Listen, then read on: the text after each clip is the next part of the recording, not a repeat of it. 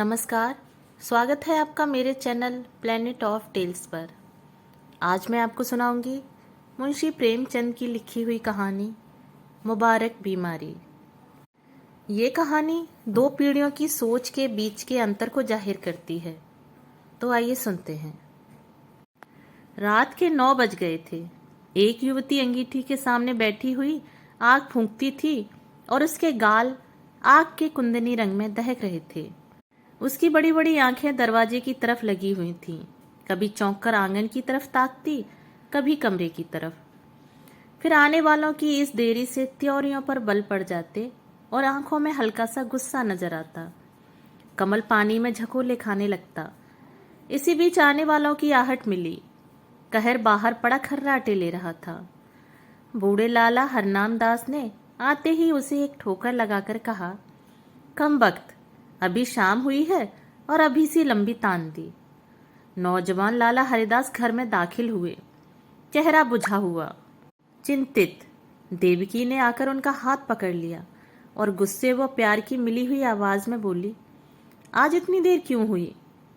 दोनों नए खिले हुए फूल थे, पर एक ओस की ताजगी थी, दूसरा धूप से मुरझाया हुआ।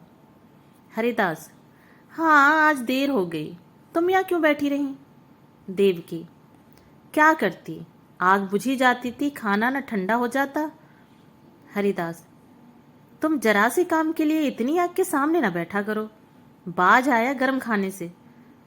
देवकी, अच्छा कपड़े तो उतारो, आज इतनी देर क्यों की? हरिदास, क्या बताऊं, पिताजी ने ऐसा नाक में दम कर दिया है कि कुछ कहते नहीं बनता। इस रोज रोज की झंझट से तो यही अच्छा कि मैं कहीं नौकरी कर लूं। लाला हरनाम दास एक आटे की चक्की के मालिक थे। उनकी जवानी के दिनों में आसपास दूसरी चक्की न थी। उन्होंने खूब धन कमाया, मगर अब वह हालत न थी। चक्कियां कीड़े मकोड़ों की तरह पैदा हो गई थीं। नई मशीनों और ईजादों के साथ उसके काम करने वाले भी जोशीले नौजवान थे, मुस्तैदी से काम करते थे। इसलिए हरनाम दास का कारखाना रोज गिरता जाता था। बूढ़े आदमियों को नई चीजों से चिढ़ हो जाती है। वह लाला हरनाम दास को भी थी। वह अपनी पुरानी मशीन ही को चलाते थे। किसी किस्म की तरक्की या सुधार को पाप समझते थे, मगर अपनी इस मंदी पर कुड़ा करते थे। हरिदास ने उनकी मर्जी के खिलाफ कॉलेजिएट शिक्षा प्राप्त की थी और उसका इरादा था कि अपने पिता के कारखाने को नए उसूलों पर चलाकर उसे आगे बढ़ाए। लेकिन जब वह उनसे किसी परिवर्तन या सुधार का जिक्र करता तो लाला साहब जामे से बाहर हो जाते और बड़े गर्व से कहते, कॉलेज में पढ़ने से तजुर्बा नहीं आता, तुम अभी बच्चे हो। इस काम में मेरे बाल सफेद हो गए हैं, तुम मुझे सलाह मत दो। जिस तरह मैं कहता हूँ काम किए जाओ। कई बार ऐसे मौके आ चुके थे कि बहुत ही छोटे मसलों में अपने पिता की मर्जी के खिलाफ काम करने के जुर्म में हरिदास को सख्त फटकारें पड़ी थीं। इसी वजह से अब वह इस काम में कुछ उदासीन हो गया था और किसी दूसरे कारखाने में किस्मत आजमाना चाहता था, जहां उसे अपने विचारों को अमली सूरत देने की ज्यादा सहूलतें हासिल हों। देवकी ने सहानुभूति पूर्वक कहा, तुम इस फिक्र में क्यों जान खपाते हो? जैसे हम कहें वैसे ही करो। भला दूसरी जगह नौकरी कर लोगे तो वह क्या कहेंगे? और चाहे वे गुस्से के मारे कुछ न बोलें, लेकिन दुनिया तो तुम्ही को बुरा कहेगी। देवकी नई शिक्षा के आभूषण से वंचित थी। उसने स्वार्थ का पाठ न पढ़ा था, मगर उसका पति अपने अल्मा मेटर का एक प्रतिष्ठित सदस्य था। उसे अपनी योग्यता पर पूरा भरोसा था, उस पर नाम कमाने का जोश। इसलिए वह बूढ़े पिता के पुराने ढर्रों को देखकर धीरज खो बैठता था। अगर अपनी योग्यताओं के लाभप्रद उपयोग की कोशिश करने के लिए दुनिया उसे बुरा कहे तो उसकी परवाह न थी। झुंझलाकर बोला, कुछ मैं अमृत की घरिया पीकर तो नहीं आया हूं कि सारी उम्र उनके मरने का इंतजार करूं। मूर्खों की अनुचित टीका टिप्पणियों के डर से क्या अपनी उम्र बार बार कर दूं? मैं अपने कुछ हमउम्रों को जानता हूं जो हरगिज मेरी सी योग्यता नहीं रखते, लेकिन वह मोटर पर हवा खाने निकलते हैं, बंगलों में रहते हैं और शान से जिंदगी बसर करते हैं। तो मैं क्यों हाथ पर हाथ रखे जिंदगी को अमर समझे बैठा रहूं? संतोष और निष्प्रयासता का युग बीत गया। यह संघर्ष का युग है। यह मैं जानता हूं कि पिता का आदर करना मेरा धर्म है। मगर सिद्धांतों के मामले में मैं उनसे क्या, किसी से भी नहीं दब सकता। इसी बीच कहार ने आकर कहा, लाला जी थाली मांगते हैं। लाल हरनाम दास हिंदू रस्म रिवाज के बड़े पाबंद थे, मगर बुढ़ापे के कारण चौक के चक्कर से मुक्ति पा चुके थे। पहले कुछ दिनों तक जाड़ों में रात को पूरियां न हजम होती थी, इसलिए चपातियां ही अपनी बैठक में मंगा लिया करते थे।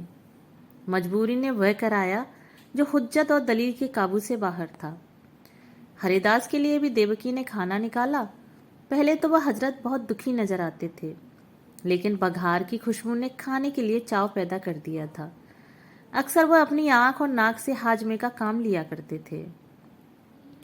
लाला हरनाम दास रात को भले चंगे सोए, लेकिन अपने बेटे की गुस्ताखियों और कुछ अपने कारोबार की सुस्ती और मंदी उनकी आत्मा के लिए भयानक कष्ट का कारण हो गई।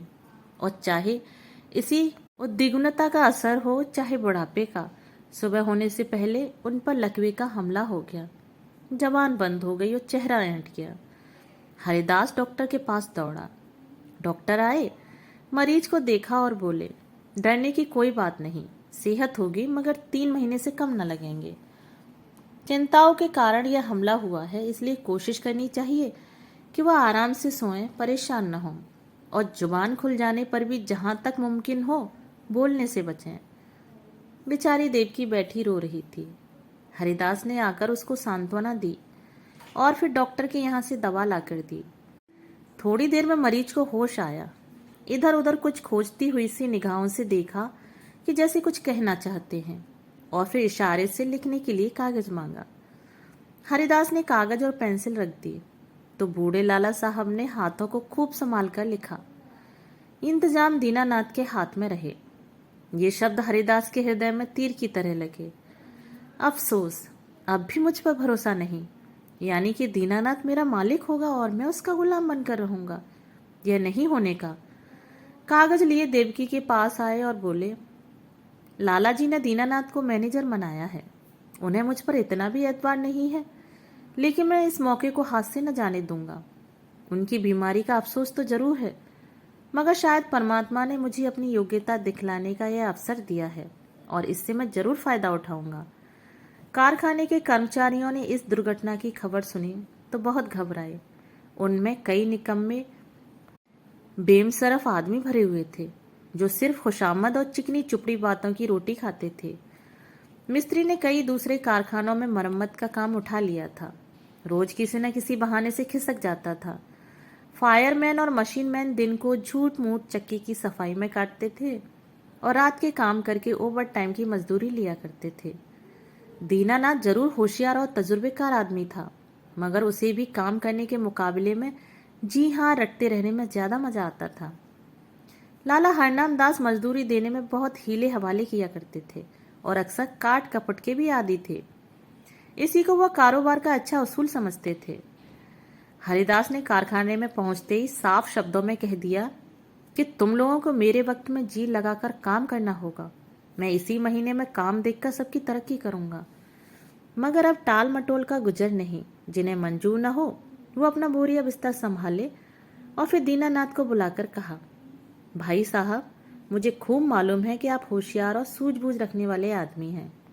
आपने अब तक यहाँ का जो रंग देखा वही अख्तियार किया है, लेकिन अब मुझे आपके तजुर्बे और मेहनत की जरूरत है। पुराने हिसाबों की जांच पड़ताल कीजिए। बाहर से काम मेरा जिम्मा है, लेकिन यहाँ का इंतजाम आपके सुपुर्द है। जो कुछ नफा होगा उसमें आपका भी हिस्सा होगा। मैं चाहता हूँ कि दादा की अनुपस्थिति में कुछ काम अच्छा करके दिखलाऊं। इस मुस्तैदी और चुस्ती का असर बहुत जल्द कारखाने में नजर आने लगा। हरिदास ने खूब इश्तहार बंटवाए। उसका असर यह हुआ कि काम आने लगा। दीनानाथ की मुस्तैदी की बदौलत ग्राहकों को नियत समय पर और किफायत से आटा मिलने लगा। पहला महीना भी खत्म न हुआ था कि हरिदास ने नई मशीन मंगवाई। थोड़े अनुभवी आदमी रख लिए। फिर क्या था, सारे शहर में इस कारखाने की धूम मच गई। हरिदास ग्राहकों से इतनी अच्छी तरह से पेश आता कि जो एक बार उससे मुआमला करता वह हमेशा के लिए उसका खरीदार बन जाता। कर्मचारियों के साथ उसका सिद्धांत था, काम सख्त और मजदूरी ठीक।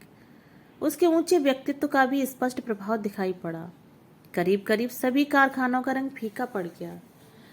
उसने बहुत ही कम नफे पर ठेले ले लिए। मशीन को दम मारने की मोहलत न थी।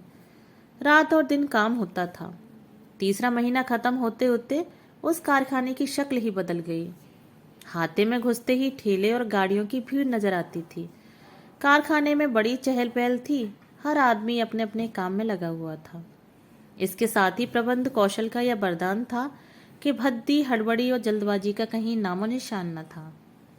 लाला हरनाम दास धीरे धीरे ठीक होने लगे। 1 महीने के बाद वह रुककर कुछ बोलने लगे। डॉक्टर की सख्त ताकीद थी कि उन्हें पूरी शांति की स्थिति में रखा जाए, मगर जब उनकी जबान खुली उन्हें एकदम को भी चैन न था। देवकी से कहा करते, सारा कारोबार मिट्टी में मिल जाता है। यह लड़का मालूम नहीं क्या कर रहा है, सारा काम अपने हाथ में ले रखा है। मैंने ताकीद कर दी थी कि दीनानाथ को मैनेजर बनाना, लेकिन उसने जरा भी परवाह नहीं की। मेरी सारी उम्र भर की कमाई बर्बाद हुई जाती है। देवकी उनको सांत्वना देती कि आप इन बातों की आशंका न करें। कारोबार बहुत खूबी से चल रहा है और खूब नफा हो रहा है। पर वह भी इस मामले में तूल देते हुए डरती थी कि कहीं लकवे का फिर हमला न हो जाए। हूँ हाँ कहकर टालना चाहती थी। हरिदास ज्यों ही घर में आता, लालाजी उस पर सवालों की बौछार कर देते, और जो वह टालकर कोई दूसरा जिक्र छेड़ देता तो बिगड़ जाते और कहते, जालिम, तू जीते जी मेरे गले पर छुरी फेर रहा है, मेरी पूंजी उड़ा रहा है। तुझे क्या मालूम कि मैंने एक एक कौड़ी किस मशक्कत से जमा की है। तूने दिल में ठान ली है कि इस बुढ़ापे में मुझे गली गली ठोकर खिलाए, मुझे कौड़ी कौड़ी को मोहताज बनाए। हरिदास की फटकार का कोई जवाब न देता, क्योंकि बात से बात पड़ती है। उसकी चुप्पी से लाला साहब को यकीन हो जाता कि कारखाना तबाह हो गया। एक रोज देवकी ने हरिदास से कहा, अभी कितने दिन और इन बातों को लाला जी से छिपाओगे? हरिदास ने कहा, मैं तो चाहता हूं कि नई मशीन का रुपया अदा हो जाए तो उन्हें ले जाकर सब कुछ दिखा दूं। तब तक डॉक्टर साहब की हिदायत के अनुसार 3 महीने पूरे भी हो जाएंगे। देवकी, लेकिन इस छिपाने से क्या फायदा, जब वे 8वां पहर इसी चिंता में रट लगाए रहते हैं। इससे तो चिंता और बढ़ती ही है, कम नहीं होती। इससे तो अच्छा है कि उनसे सब कुछ कह दिया जाए। हरिदास, मेरे कहने का तो उन्हें यकीन आ चुका। हाँ, दीनानाथ कहें तो शायद यकीन हो। देवकी, अच्छा तो कल दीनानाथ को यहाँ भेज दो। लाला जी उसे देखते ही खुद बुला लेंगे, तो मैं इस रोज रोज की डांट फटकार से तो छुट्टी मिल जाएगी। हरिदास, अब मुझे इन फटकारों का जरा भी दुख नहीं होता। मेरी मेहनत और योग्यता का नतीजा आंखों के सामने मौजूद है। जब मैंने कारखाना अपने हाथ में लिया था, आमदनी और खर्च का मीजान मुश्किल से बैठता था। आज 5 से का नफा है। तीसरा महीना खत्म होने वाला है और मैं मशीन की आधी कीमत अदा कर चुका। शायद अगले महीने 2 महीने में पूरी कीमत अदा हो जाएगी। उस वक्त से कारखाने का खर्च 3 गुने से ज्यादा है, लेकिन आमदनी 5 गुनी हो गई है। हजरत देखेंगे तो आंखें खुली हो जाएंगी। कहाँ हाथे में उल्लू बोलते थे। एक मेज पर बैठे आप ऊँघा करते थे, पर एक दीनानाथ कान को रेदा करता था।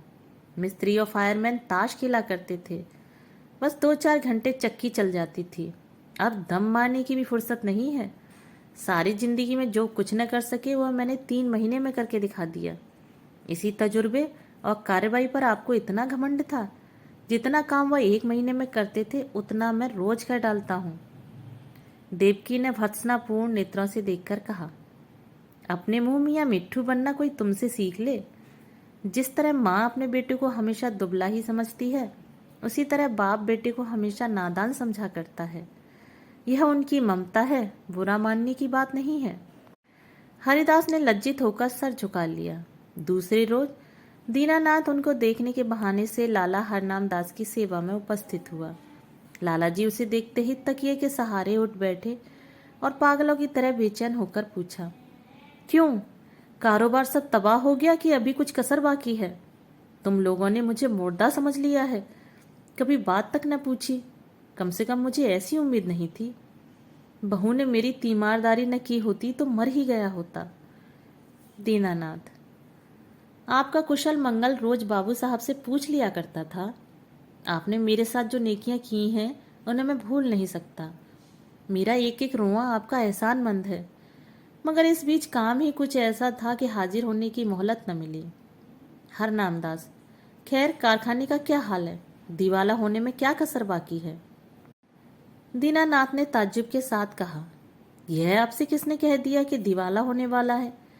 इस अरसे में कारोबार में जो तरक्की हुई है वो आप खुद अपनी आंखों से देख लेंगे। हरनामदास व्यंग पूर्वक बोले, शायद तुम्हारे बाबू साहब ने तुम्हारी मनचाही तरक्की कर दी। अच्छा, आप स्वामी भक्ति छोड़ो और साफ बतलाओ। मैंने ताकीद कर दी थी कि कारखाने का इंतजाम तुम्हारे हाथ में रहेगा, मगर शायद हरिदास ने सब कुछ अपने हाथ में रखा। दीनानाथ, जी हाँ, मगर मुझे इसका जरा भी दुख नहीं। वही रईस काम के लिए ठीक भी थे। जो कुछ उन्होंने कर दिखाया वो मुझसे हरगिज न हो सकता था। हरनामदास, मुझे यह सुन सुनकर हैरत होती है। बतलाओ क्या तरक्की हुई? दीनानाथ, तफसील तो बहुत ज़्यादा होगी, मगर थोड़ी सी यह समझ लीजिए कि पहले हम लोग जितना काम एक महीने में करते थे उतना अब रोज होता है। नई मशीन आई थी, उसकी आधी कीमत अदा हो चुकी है। वह अक्सर रात को भी चलती है। ठाकुर कंपनी का 5,000 मन आटे का ठेका लिया था, वह पूरा होने वाला है। जगतराम बनवारी लाल से कम सरियट का ठेका लिया है। उन्होंने हमको 500 बोरे माहवार का बयाना दिया है। इसी तरह और फुटकर काम कई गुना बढ़ गया है। आमदनी के साथ खर्च भी बढ़े हैं। कई आदमी नए रखे गए हैं। मुलाजिमों को मजदूरी के साथ कमीशन भी मिलता है, मगर खालिस नफा पहले के मुकाबले में चौगुने के करीब है। हरनाम दास ने बड़े ध्यान से यह बात सुनी। वह गौर से दीनानाथ के चेहरे की तरफ देख रहे थे। शायद उसके दिल में बैठकर सच्चाई की तह तक पहुंचना चाहते थे। संदेहपूर्ण स्वर में बोले, दीनानाथ, तुम कभी मुझसे झूठ नहीं बोलते थे, लेकिन तो भी मुझे इन बातों पर यकीन नहीं आता, और जब तक अपनी आंखों से न देख लूंगा यकीन न आएगा। दीनानाथ कुछ निराश होकर विदा हुआ। उसे आशा थी कि लाला साहब तरक्की और कारगुजारी की बात सुनते ही फूले न समाएंगे और मेरी मेहनत की दाद देंगे। उस बेचारे को न मालूम था कि कुछ दिलों में संदेह की जड़ें इतनी मजबूत होती हैं कि सबूत और दलील के हमले उस पर कुछ असर नहीं कर सकते। यहाँ तक कि वह अपनी आंख से देखने को भी धोखा या तिलस्म समझता है। दीनानाथ के चले जाने के बाद लाला हरनाम दास कुछ देर तक गहरे विचार में डूबे रहे। फिर यकायक कहार से बग्घी मंगवाई, लाठी के सहारे बग्घी में आ बैठे और उसे अपने चक्की घर चलने का हुक्म दिया। दोपहर का वक्त था। कारखानों के मजदूर खाना खाने के लिए गोल के गोल भागे चले जाते थे, मगर हरिदास के कारखाने में काम जारी था। बग्घी हाथे में दाखिल हुई। दोनों तरफ फूलों की कतारें नजर आईं। माली क्यारियों में पानी दे रहा था। ठेले और गाड़ियों के मारे बग्घी को निकलने की जगह न मिलती थी। जिधर निगाह जाती थी सफाई और हरियाली नजर आती थी। हरिदास अपने मुहर्रिर को कुछ खतों का मसौदा लिखा रहा था कि बूढ़े लालाजी लाठी टेकते हुए कारखाने में दाखिल हुए। हरिदास फौरन उठ खड़ा हुआ और उन्हें हाथों से सहारा देते हुए बोला, आपने कहला क्यों न भेजा कि मैं आना चाहता हूँ? पालकी मंगवा देता। आपको बहुत तकलीफ हुई। यह कहकर उसने एक आराम कुर्सी बैठने के लिए खिसका दी। कारखाने के कर्मचारी दौड़े और उनके चारों तरफ बहुत अदब के साथ खड़े हो गए। हरनामदास कुर्सी पर बैठ गए और बोरों के छत चूमने वाले ढेर पर नजर दौड़ाकर बोले, मालूम होता है दीनानाथ सच कहता था। मुझे यह कई नई सूरतें नजर आती हैं। भला कितना काम रोज होता है? भला कितना काम रोज होता है? हरिदास, आजकल काम ज्यादा आ गया था, इसलिए कोई 500 मन रोजाना तैयार हो जाता था, लेकिन औसत 250 मन का रहेगा। मुझे नई मशीन की कीमत अदा करनी थी, इसलिए अक्सर रात को भी काम होता है। हरनामदास, कुछ कर्ज लेना पड़ा? हरिदास, एक कौड़ी नहीं, सिर्फ मशीन की आधी कीमत बाकी है। हरनामदास के चेहरे पर इत्मीनाना का रंग नजर आया। संदेह ने व विश्वास को जगह दी। प्यार भरी आंखों से लड़के की तरफ देखा और करुण स्वर में बोले, बेटा, मैंने तुम्हारे ऊपर बड़ा जुल्म किया, मुझे माफ करो। मुझे आदमियों की पहचान पर बड़ा घमंड था, लेकिन मुझसे बहुत धोखा हुआ। मुझे अब से बहुत पहले इस काम से हाथ खींच लेना चाहिए था। मैंने तुम्हें बहुत नुकसान पहुंचाया। यह बीमारी बड़ी मुबारक है जिसने तुम्हारी परख का मौका दिया और तुम्हें लियाकत दिखाने का। काश ये हमला 5 साल पहले ही हुआ होता। ईश्वर तुम्हें खुश रखे और हमेशा उन्नति दे। यही तुम्हारे बूढ़े बाप का आशीर्वाद है। दोस्तों, अभी आप सुन रहे थे मुंशी प्रेमचंद की कहानी मुबारक बीमारी। अगर आपको ये कहानी पसंद आई हो तो मेरे चैनल को सब्सक्राइब और वीडियो को लाइक शेयर ज़रूर करें और बेल आइकन को प्रेस कर लें। धन्यवाद।